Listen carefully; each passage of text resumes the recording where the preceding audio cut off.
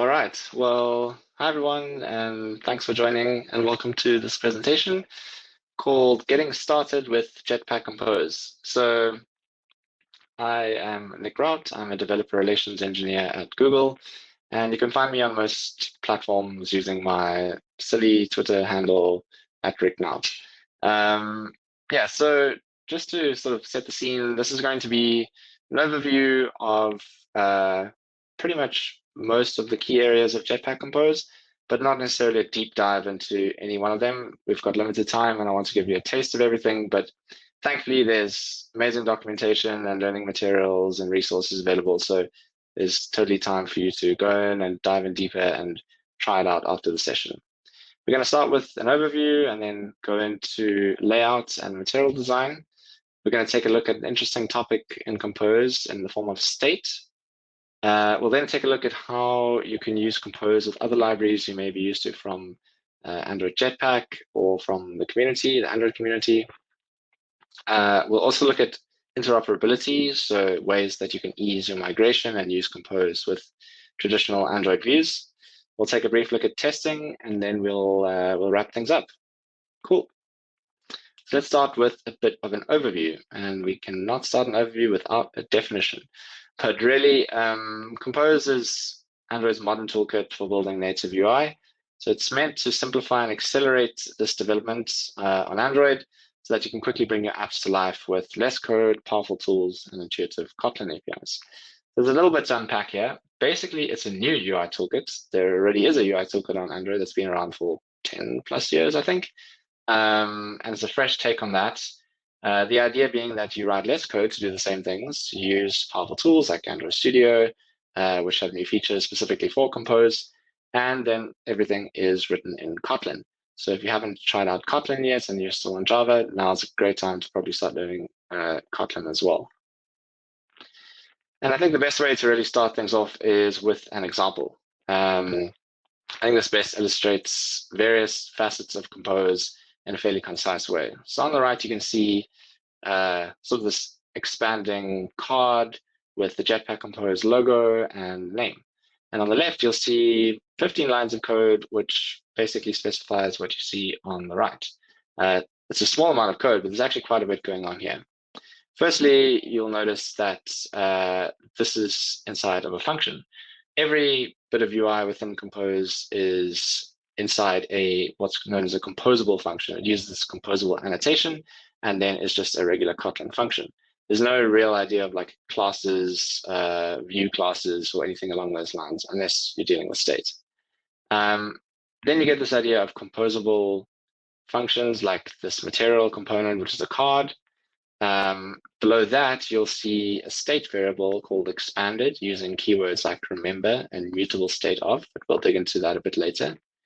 You'll also notice a column, which is sort of akin to a vertical linear layout, which has a modifier which makes it clickable and then mutates that state above.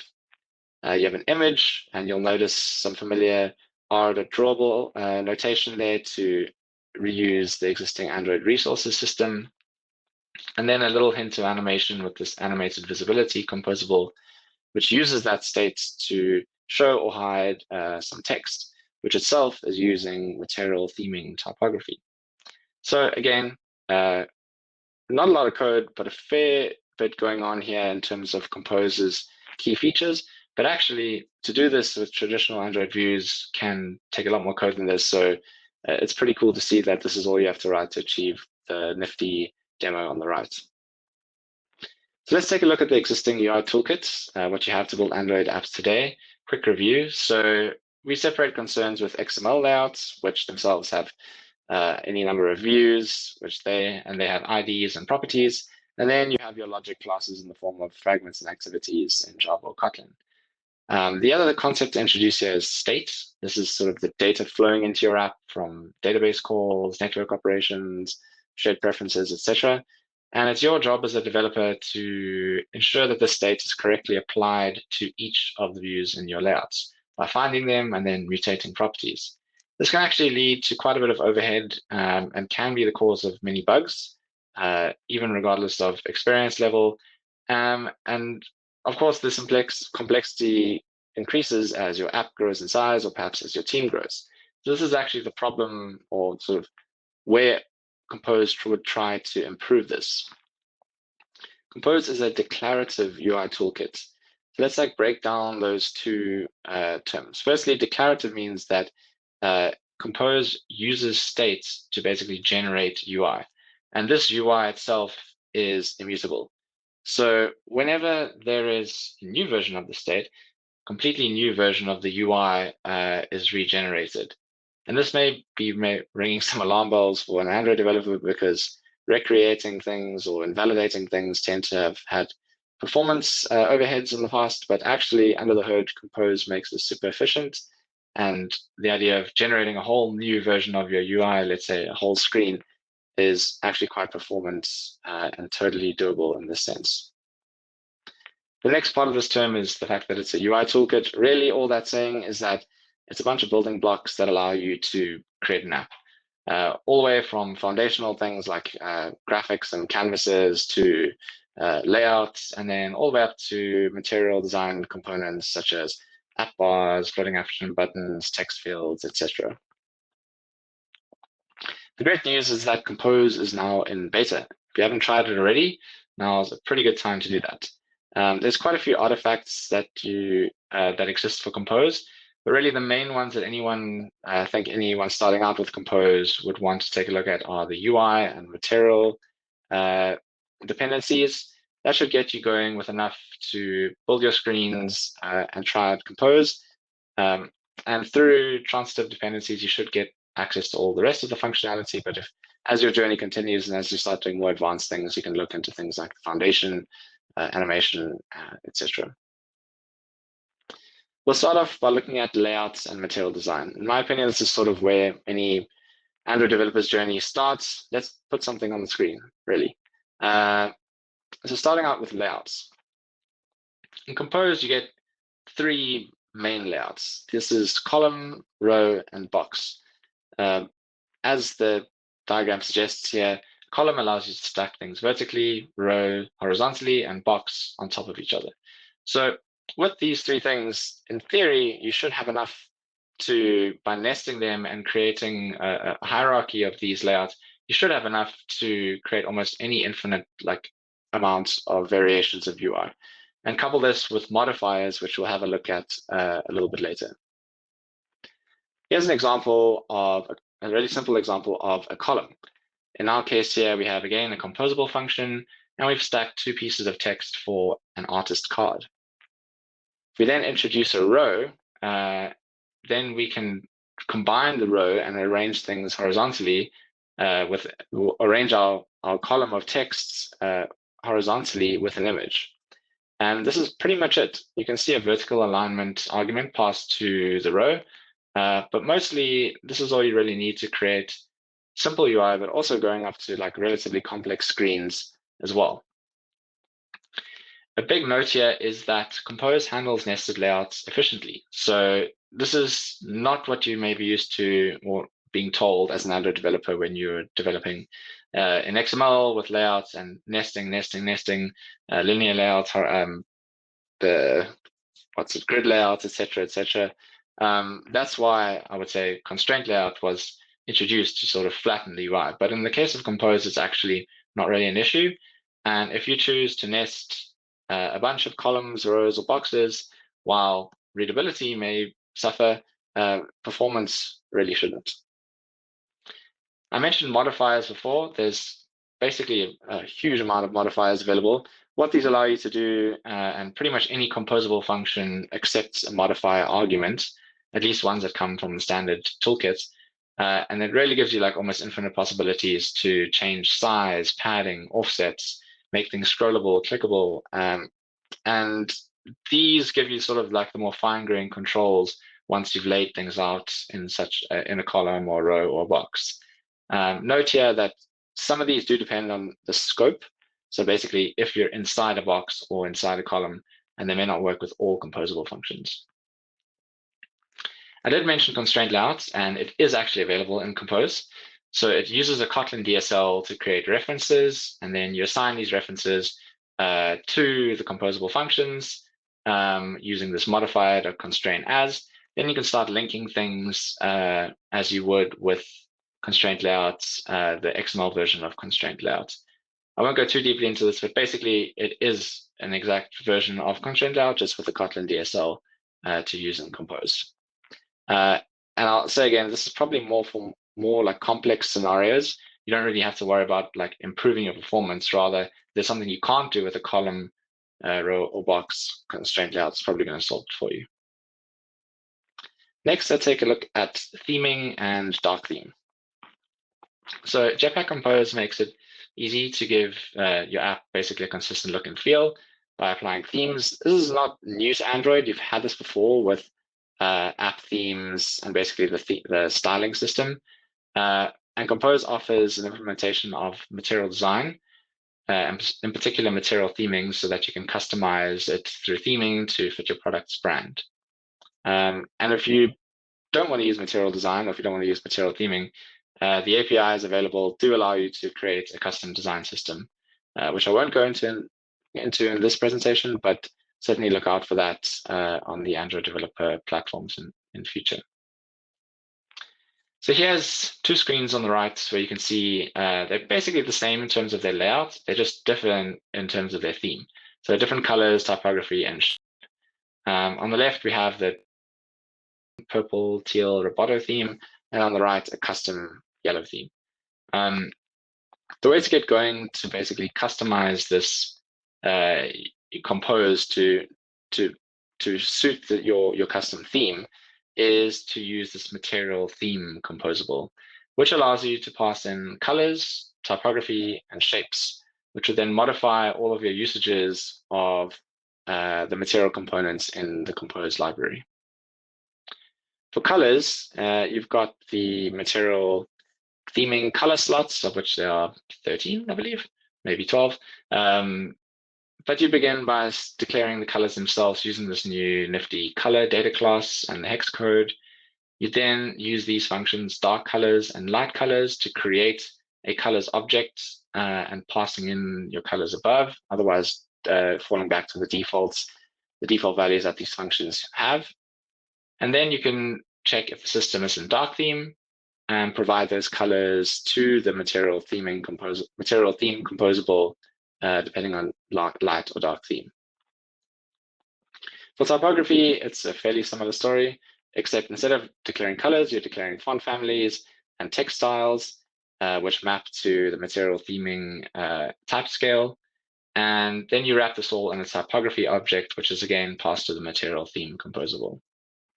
The same thing with shape, except now you're specifying corners for the small, medium, and large shape categories. And this is the final argument that you would pass to a material theme. Material components also ship with Compose. These are all of the building blocks that material design offers for you to create beautiful user interfaces. And once again, these would be modified by the material theme, your custom material theme that we showed before. Compose currently with the 1.0 beta release includes 21 out of 30 of the components listed on material.io/components. I know the table is quite big, but if you want to see basically get access to that table, which links out to the material guidance, as well as the relevant composable functions in the Android developer documentation, do check out the blog post on the material blog. And that also has a lot more details around implementing material design using Jetpack Compose. Moving on to a slightly different topic now, in the form of state. This is quite interesting, I think, because it's quite a unique and new part of Compose. So composition is basically describing the UI, compose, composition, that's where the name comes from, and is produced by running composable functions. And a composition, you can picture it as like a tree structure of the composables that describe your UI. So if you're nesting things, these become like the leaves, or basically a tree structure. And then basically this composition can only be produced by an initial composition, which is like the first run of an app, and then updated by recomposition. And the only way to modify a composition is through recomposition. I know this is a lot of words here, but basically This is going back to the idea of a declarative UI toolkit, which means that you modify states to cause a recomposition, which then reruns the composable functions in your app. Let's take a look at a fairly simple example. Here we've got a column which has a bit of text and then a text field below that. The text field is really the interesting part here because this is a component that deals with state. This text is static, it just says hello all the time.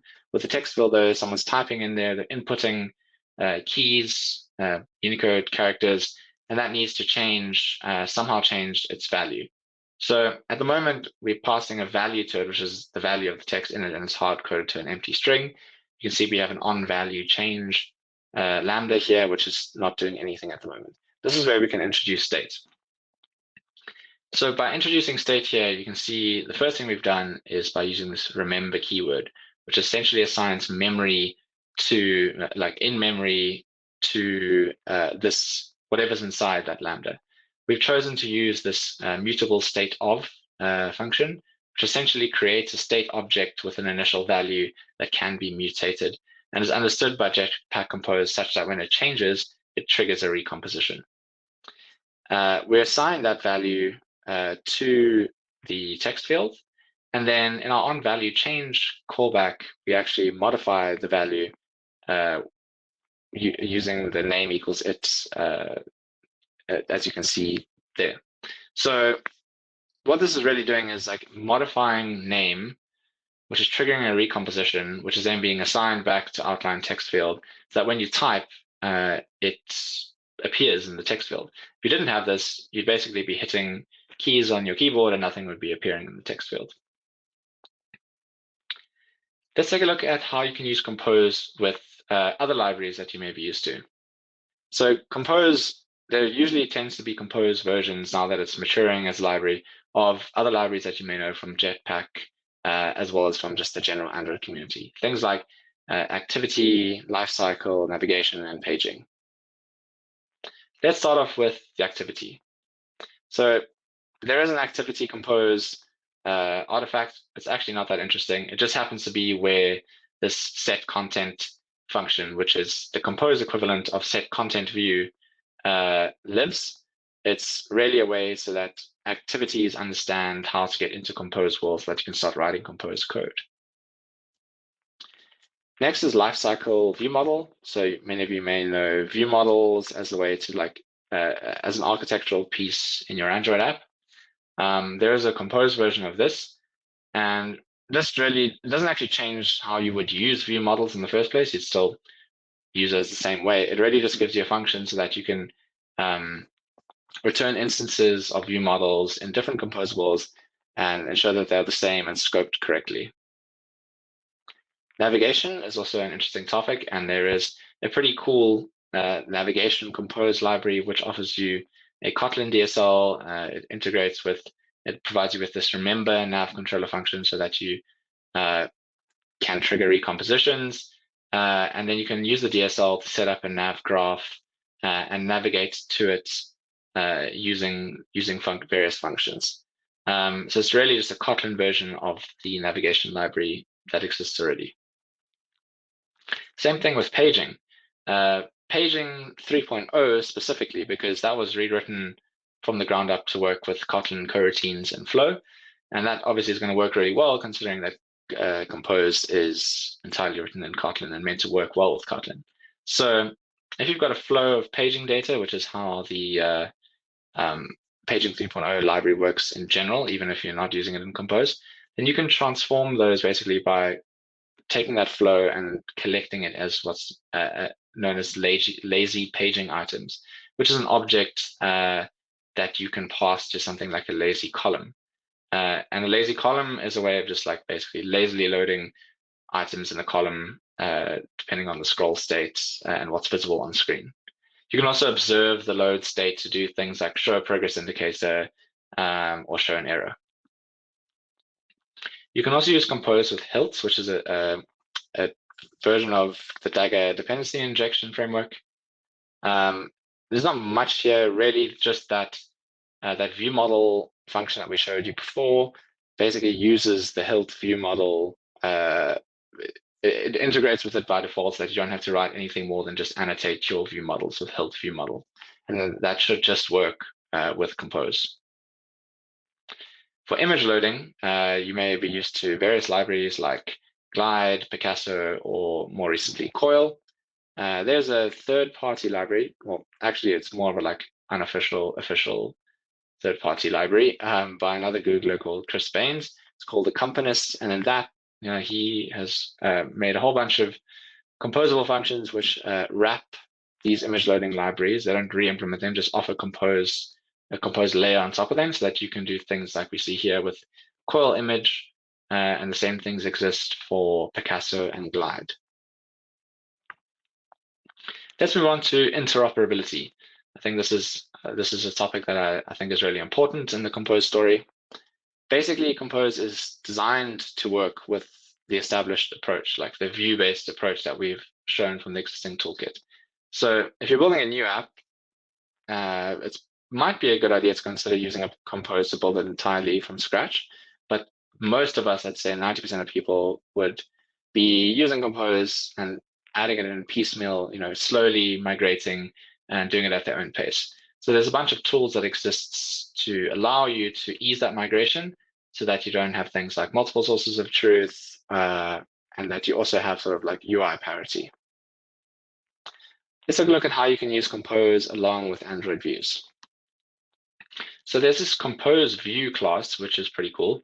It allows you to essentially add Compose to your view hierarchy by adding them to layouts. So as you can see here, we add them to the layouts, we find view by ID, and then that accepts the same function that we saw before to set content, and then you're basically in Composable and you can start writing Compose code. Note here that if you do include multiple Compose views in a single layout or view hierarchy, they need to have unique IDs so that saved instance state works correctly.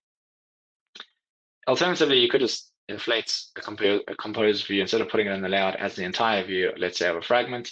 And that means that like you've almost taken one step further and you're now dealing with fragments, but your entire fragment is in Compose.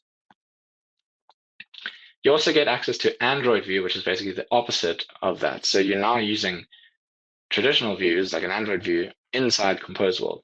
And this is useful if you have things where there isn't a Compose version, such as like a map view. And what it gives you is a few functions which allow you to inflate normal views and then even modify them. And there's also a pretty cool way to do it with view binding, which recently essentially became like a trimmed down version of data binding for Android to safely inflate your layout. So there is a Compose version of that as well. Theming also is a topic where interop adds benefit. And we've actually published 2 libraries to allow you to do that. So essentially, instead of using that material theme composable I showed you earlier, you may use one of these libraries here, which is either MDC Android Compose Theme Adapter or AppCompat Compose Theme Adapter. What these 2 libraries do is give you these pretty simple composable functions. You don't even have to pass any parameters to them. There are sort of like ways to tweak them, but mostly what you would just do is replace your usages of material theme.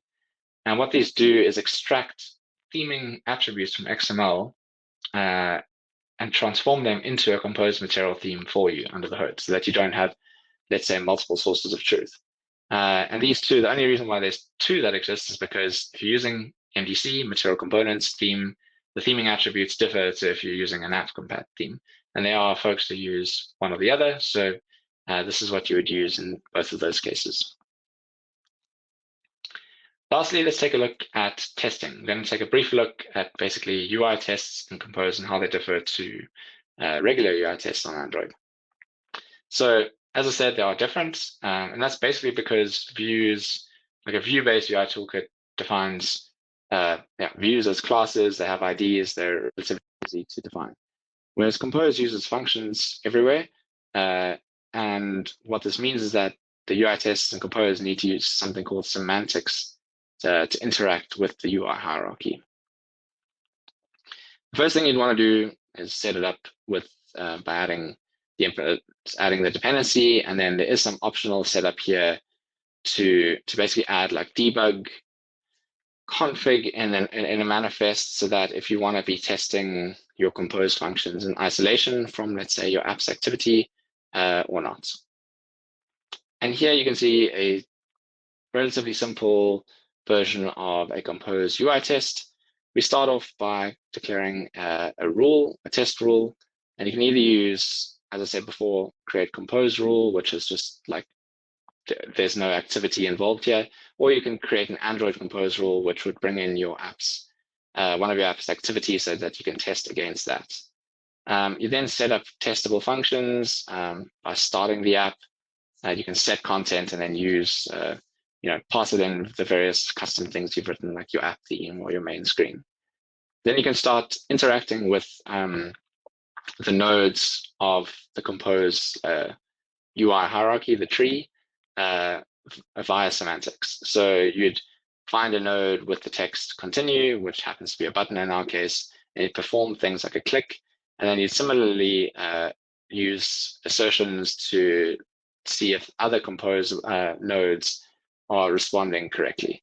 And there is a pretty cool, there's amazing documentation, as I said before, but there's a pretty cool testing cheat sheet on the compose testing page, which you should definitely check out. So that's all that I've got for now. I'm going to wrap things up, and then I'm going to offer some time for questions. Basically, my verdict is that now the Compose has reached beta, which means that it's essentially feature complete, and now it's just heading towards API stability as 1.0 approaches release candidate and stable. It's a pretty awesome time to begin learning all about it and how you can adopt it in your apps, especially given that interoperability exists, which means you don't have to rip everything out and rewrite everything in Compose. You can do it at your own pace. And you can also fill some of those feature gaps that exist, because the existing Android UI toolkit and set of libraries is massive. It's been built over many years. Compose can't hope to, at least at first, fill all of those gaps, but it definitely will, and a lot of efforts are going to be going into that, already are going into that as we speak. There are a lot more resources available, so I definitely suggest taking the Jetpack Compose pathway. This is essentially like a sequential learning experience that includes articles, code labs, quizzes, videos, in a way that takes you through the paces of Compose and gives you hands-on experience with them. And I think you even get like a neat little badge at the end if you complete it. There's also a samples GitHub repository, which includes material studies like OWL, Crane, and Rally, but also a bunch of custom ones that show you how to make custom design systems. I'd say these are the most up-to-date, because Compose went through sort of like a lot of API flux at one stage. These are the most up-to-date, correct usages of Compose, if you would, that exist, and they're maintained by the developer relations team at Google, so that they're always passing their tests and not breaking in terms of API. You can then also check out the getting set up with Android Studio with Jetpack Compose, and there's various things you can check out there of how Android Studio can improve your experience of developing with Compose, with tooling things like previews, etc. We have made a bunch of videos about Compose, which you can see on both the Android Developers YouTube channel and Material Design YouTube channel. And you can join the communities on Stack Overflow and Slack. And then, of course, once you do try it out, we hope you don't run into bugs, but that's just inevitable. And if you do, report issues and track bugs on the bug tracker. There's a specific component for Jetpack Compose. And that's it. That's all I've got for you today. I haven't covered everything, definitely not. I've missed big things like animation, accessibility. All of those exist again in that awesome documentation. So I'd like to encourage you to check that out. But if you have questions for me now, I'd be happy to answer them. Awesome. Thank you so much, Nick. I think you're setting yourself up for coming back for another talk to cover all the questions you haven't answered yet.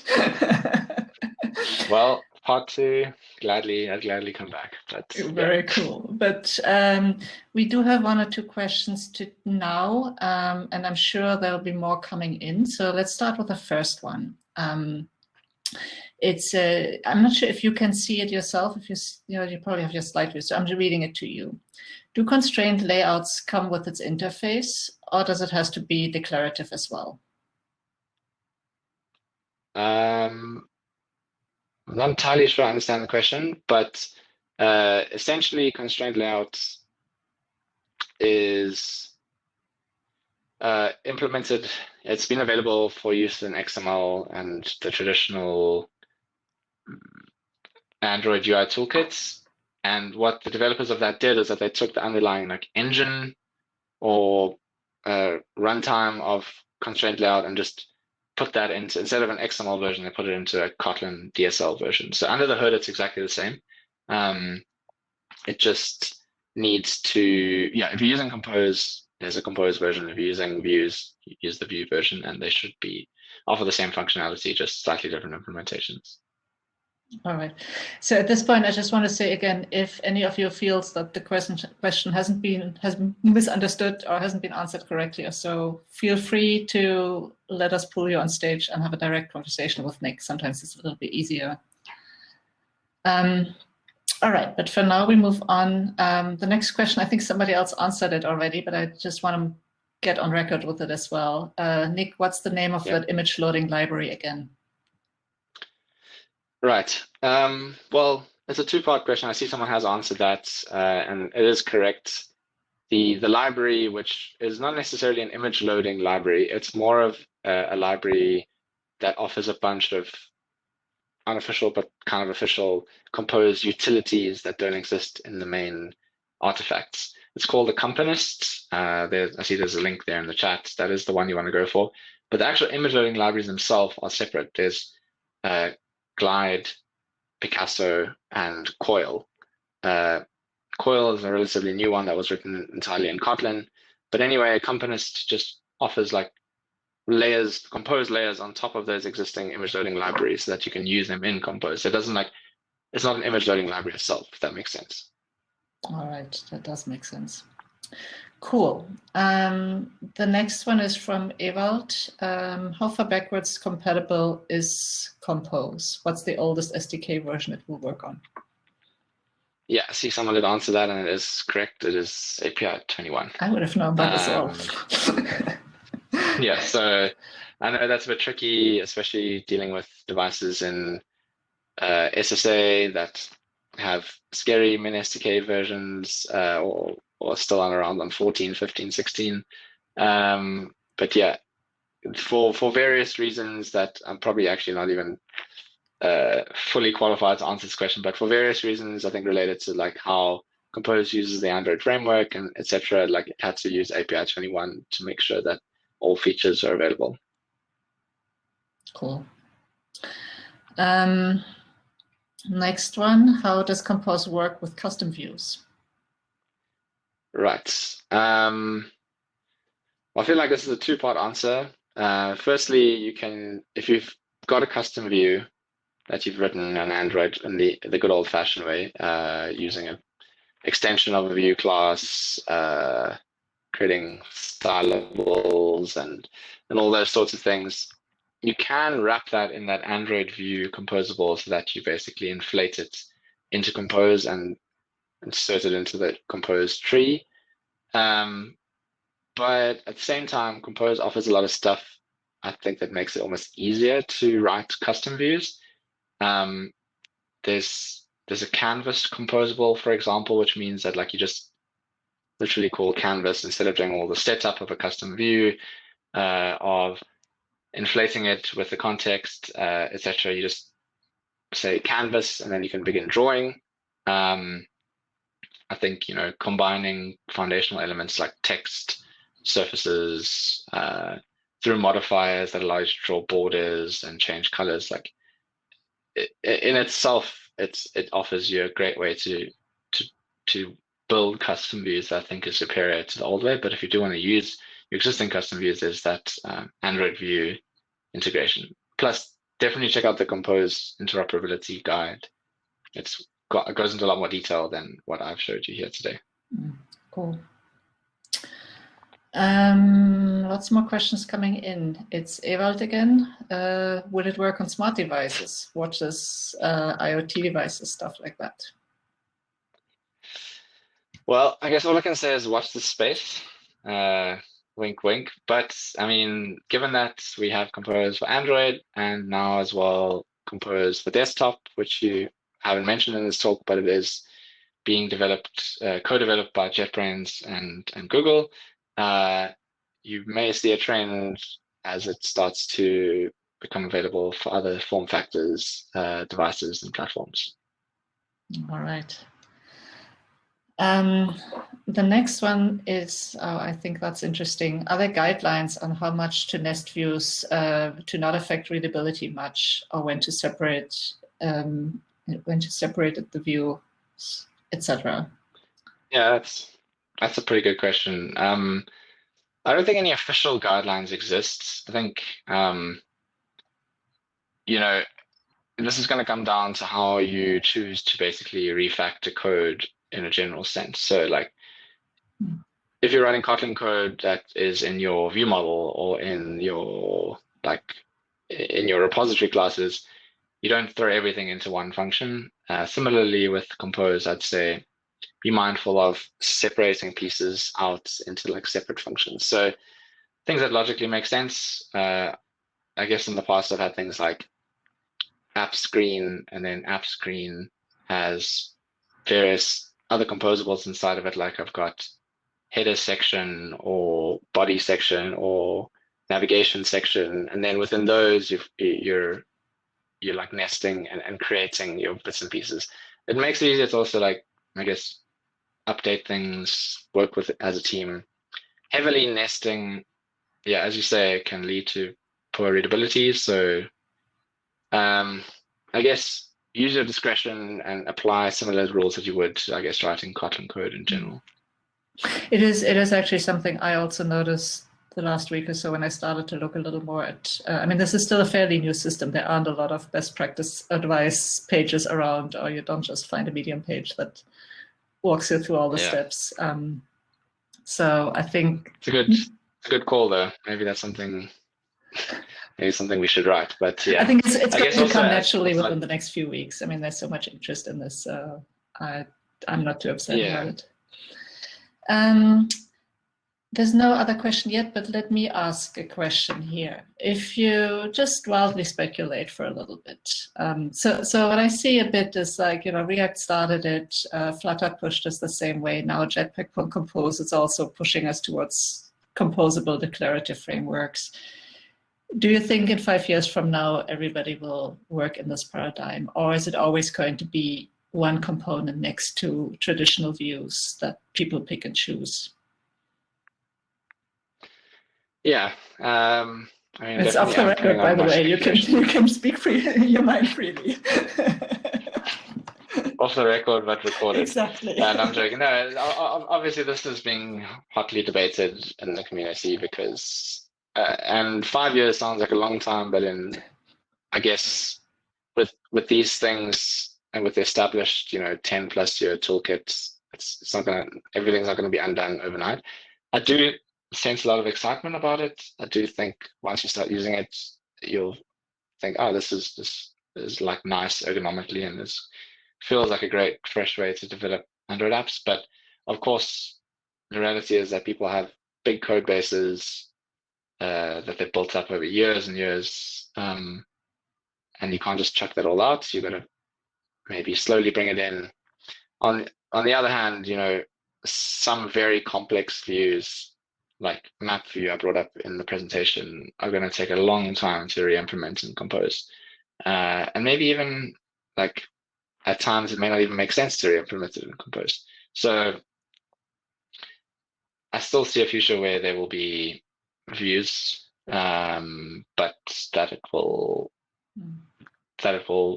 tend more towards these sorts of toolkits, especially as you say, when there's other things like Flutter or SwiftUI or React that are doing the same thing. I imagine maybe people will begin sharing knowledge or approaches across those boundaries. At the same time, when you look at the shorter time frame, like let's say next 3 months or so, if I have my startup, I want to go to production soon. With all the disclaimers, I know it's beta and everything. Would you dare to build on this in production yet? Me, to be honest, like I think one approach that I've heard, which I quite like the sound of, is target a screen in your app, and perhaps one that's like a relatively low impact screen. So maybe one that's nested in settings, or something that's not frequently visited or a key part of the app, and run some tests there. So slowly introduce it, maybe screen by screen or portion of screen, and don't release it to all the users just yet. But at the same time, right now, with it reaching beta, a lot of bugs are being fixed. Basically now the goal is to freeze the features and get it as stable as possible. So I would dare to, but with the caveat of not like just going in too boldly. Seems like a perfect setup now for Maya and Charles's talk. But we actually have one more question that you already alluded to a little bit. So I just want to reconfirm. Question is Flutter versus Compose, your take. A hot topic for sure. I guess the most political answer is use the thing that best suits you and your team's needs. Personally, though, I think given that Compose is being developed by the same people who sit next to the people who are developing the Android framework, and that Kotlin is a big investment and is, I think, a really nice programming language. I don't have a heck of a lot of experience with Dart or Flutter, to be perfectly honest. I've played with it a bit. Yeah, I think major investments are being made into Compose to push it forward as the modern toolkit for Android. And even ways to make it work outside of Android. So I'm going to go with Compose, but of course, I'm not the authority on this and never will be. And it is entirely up to you. Try out both, see how they feel, see what works best for your team.